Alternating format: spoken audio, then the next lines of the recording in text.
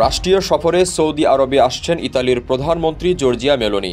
শনিবার এক প্রতিবেদনে সৌদি প্রেস এজেন্সি জানিয়েছে, মেলোনি জেদ্দায় পৌঁছানোর পর তাকে বিমানবন্দরে স্বাগত জানান মক্কার প্রদেশের উপগভর্নর প্রিন্স সৌদ বিন মিশাল বিন আব্দুল আজিজ সহ অন্যান্য সরকারি কর্মকর্তারা।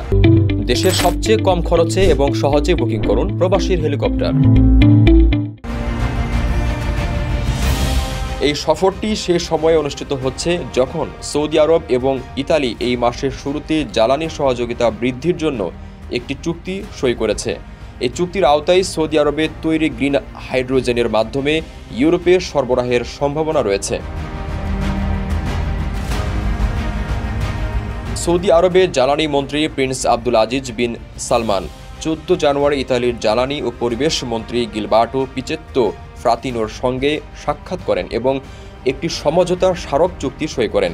এই চুক্তি উভয় দেশের জ্বালানি খাতে সহযোগিতা বৃদ্ধি করবে এবং গ্রিন হাইড্রোজেনের মাধ্যমে কার্বন নির্গমন হ্রাসে সহায়তা করবে। বিশ্লেষকরা বলছেন, সৌদি আরবের মানবাধিকার পরিস্থিতি, বিশেষ করে নারী অধিকার এবং রাজনীতি নিয়ে ইতালির কিছু উদ্বেগ থাকতে পারে, যা কখনো কখনো দুই দেশের সম্পর্ককে প্রভাবিত করে।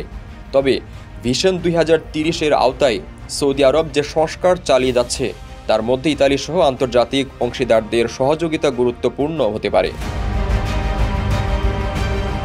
পাশাপাশি ইতালি সৌদি আরবের ইরান এবং ইসরায়েল সম্পর্কিত কূটনৈতিক সমঝোতার সাথে সম্পর্কিত বিভিন্ন আলোচনায় অংশগ্রহণ করেছে।